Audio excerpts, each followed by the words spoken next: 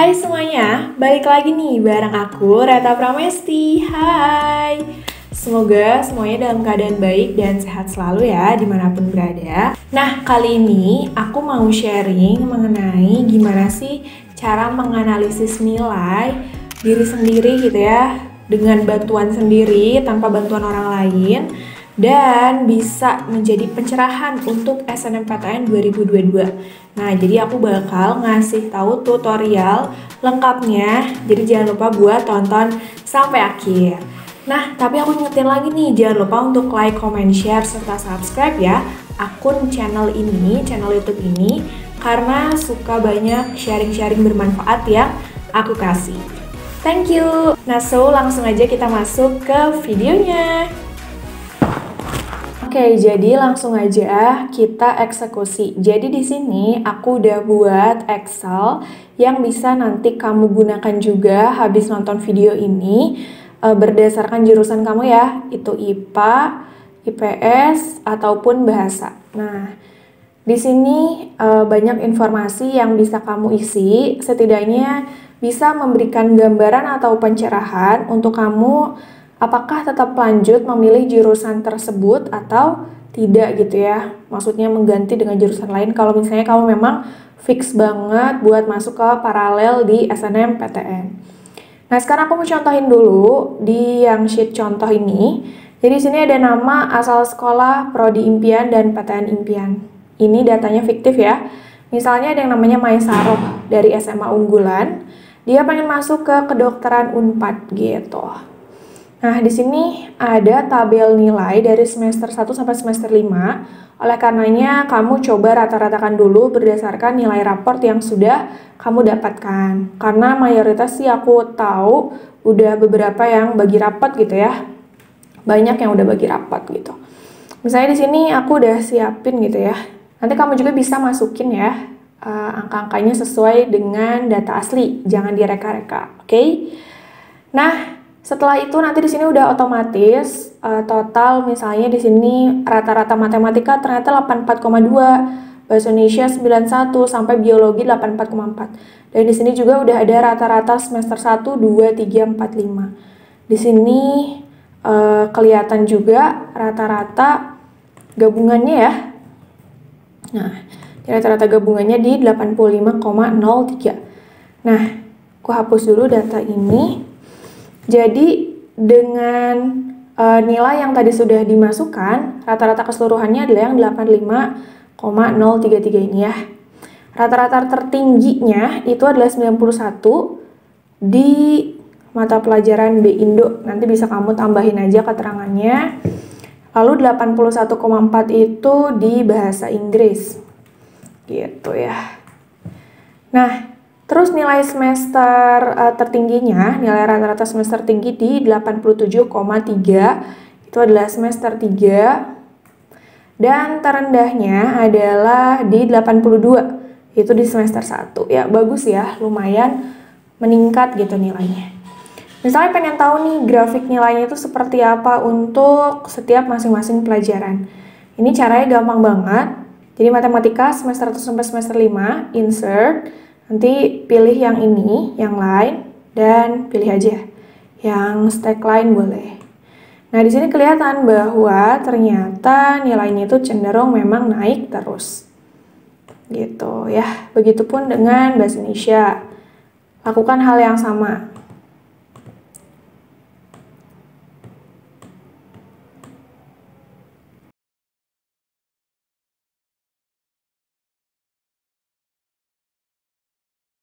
Nah, jadi di sini udah ya,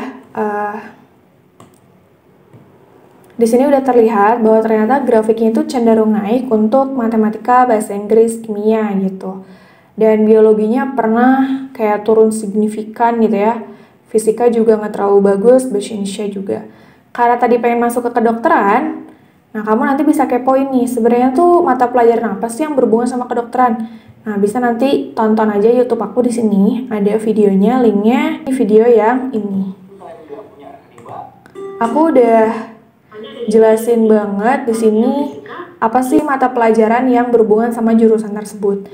Nah, di sini aku spill aja langsung. Kalau untuk kedokteran sendiri sebenarnya bagusinnya sih di biologi, di kimianya gitu yang berhubungan dengan kesehatan. Tentunya juga hitungan juga harus tinggi. Jadi sini matematika kimia sebenarnya dia udah bagus gitu ya, udah lumayan. Biologinya tapi sempat turun signifikan. Jadi nanti boleh untuk dipertimbangkan ulang gitu. Apakah memang mau tetap di jurusan tersebut dengan nilai rata-rata 85. Nah, terus apalagi sih faktor yang harus dipertimbangkan?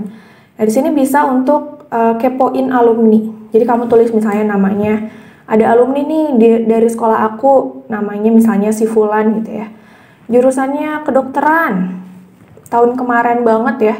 Di sini bisa kasih tahu aja misalnya tahun 2020 gitu ya. Baru lulus nilainya 90. Misal ya. Terus orang kedua misalnya Y. Dia tuh tahun 2021 lulusnya, kedokteran juga. Nah, nilai dia tuh 92. Nah, ada 2 nih misal. Terus ada 1 di PTN-nya, misalnya si Z, itu 2021. Jurusannya tapi bukan kedokteran, kimia. Itu di 84. Ini data fiktif ya. Nah, dilihat dari persebaran alumninya, ternyata yang di atas 90 gitu ya, yang kemungkinan masuk kedokteran. Jadi kayak perlu untuk difikirkan kembali gitu, pertimbangan kembali. Apakah jurusan yang diambil itu sudah tepat atau belum? Sedangkan kalau misalnya ke kimia masih berhubungan sama yang disukai gitu ya, itu sebenarnya bisa-bisa aja gitu. Atau misalnya ke jurusan matematika bisa dipertimbangkan juga. Coba lihat juga sertifikat kamu, misal di sini punya 2 sertifikat. Misalnya ini juara 1 karya ilmiah kedokteran misal, senasional gitu ya. Misal nasional sorry. Nah, terus ini juga misalnya juara 3 misalnya dokter muda misal ya, lomba dokter muda gitu. Nah, dari sini juga bisa dipertimbangkan nih, ternyata sertifikat juga ada kaitannya, misal dari alumni melampirkan berapa sertifikat berhubungan sama kesehatan dan itu membantu. Dan ini bisa jadi pertimbangan kamu juga. Walaupun nilainya kurang tinggi dibandingkan dengan alumni, tapi melampirkan beberapa sertifikat. Nah, ini juga yang perlu diisi kayak ranking paralel pribadi di satu sekolah, di jurusan kamu tuh misalnya kamu ranking 5 gitu dari satu sekolah tuh misalnya ada 200 orang. Nah, berarti kan kamu tuh udah masuk 30% sampai 40% terbaik ya. Jadi kamu paling nanti kepoin siapa sih saingan yang pengen masuk ke jurusan kedokteran gitu. Kalau misal ada temen kamu yang pengen masuk kedokteran dengan nilai yang lebih tinggi, nah itu perlu gitu untuk diobrolin. Tapi kalau misalnya nggak ada, kamu satu-satunya, bisa jadi emang masih ada harapan gitu. Lalu ranking paralel sekolah ini juga penting. Nah, cara ceknya di sini aku udah lampirkan juga. Jadi kamu nanti cek aja. Nah, di sini misalnya seman unggulan tuh yang Tamrin nih. Nah, ini tuh berarti kan di ranking 2 gitu ya, ranking 2 nasional gitu. Itu tinggi banget ya, ranking 2 nasional.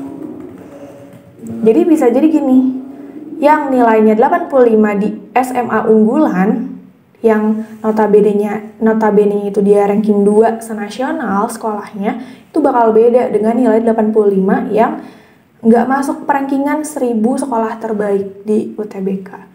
Ya kan? Nggak bisa apple to apple. Makanya nanti PTN juga pasti melihat track record dan lain sebagainya. Nah, udah sebenarnya untuk menganalisis diri sendiri, memang mungkin pada akhirnya masih bingung juga gitu ya. Bisa nggak ya lanjut? Tapi setidaknya dengan beberapa faktor, jadi dari nilai, alumni, sertifikat, ranking, dan kesesuaian nilai serta jurusan diambil, bisa menjadikan pencerahan gitu. Kalau misalnya nilainya itu berdekatan dengan alumni gitu ya, dan sertifikatnya menunjang, gas aja sih. Kalau misalnya mau coba aja penasaran ya nggak apa-apa, masih ada UTBK juga, oke? Nah, jadi gitu aja sih informasi dari aku. Nanti kamu bisa cek aja linknya di description box aku ya.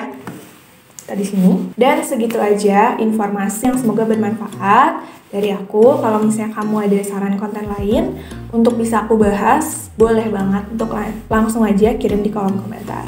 Thank you for watching. Bye!